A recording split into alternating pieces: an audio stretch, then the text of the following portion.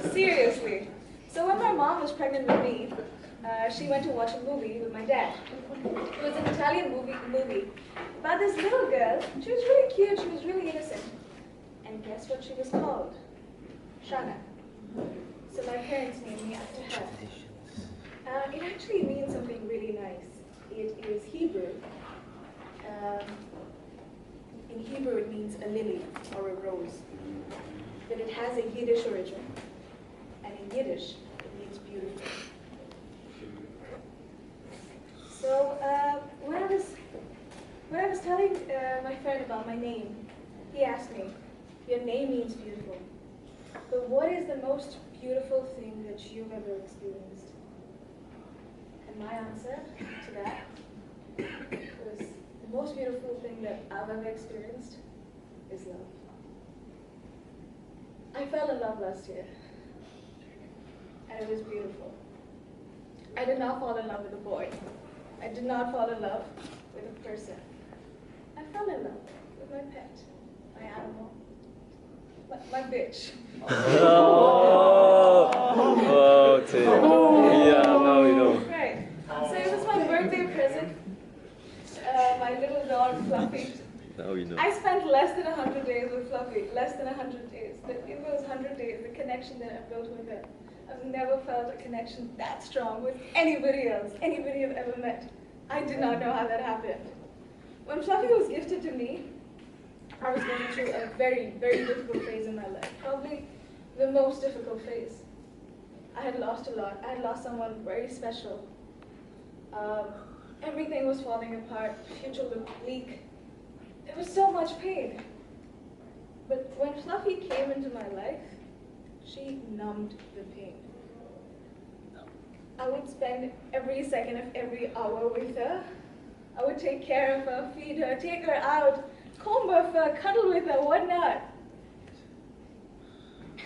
It was truly beautiful. She would come to me, she would lay in my arms, and she would fall asleep. And I would sit still for hours, and I did not mind. I loved it. The silence was beautiful. It was comforting. When she was little, she was always little when she was with me. She came home and we could only feed her Cerelac for babies because she was a little baby. So I used to feed her with my little index finger because I thought she was too delicate and she was too little for a steely spoon. She truly was my baby, and I loved her with all my heart. But at that point in life, I had to make a very, very important decision.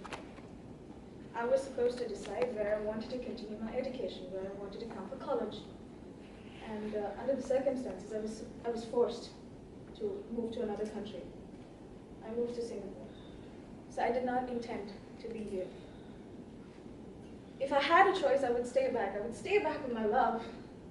But I was forced to leave. My mother was forced to leave too, so she had to move too, and there was nobody who could take care of her, so we had to give her away. And giving her away is probably the hardest thing I've ever had to do. When Fluffy left home, the home felt empty. I felt empty. My mother and I, we sat and we could not sleep. We cried the whole night. I slept for an hour that night, and the moment I woke up, all I could think of was, oh, it's morning. I'm gonna go make Fluffy some Cerelac and I'm gonna feed her again. And she was gone. And that realization, it hit hard. It hit really, really hard. We did not realize how much we'd come to love her in such a short period of time. I had rock bottom. There was already a lot happening. Then this happened. I didn't know how to handle it. I really did not know how to handle it. The only thought that kept me going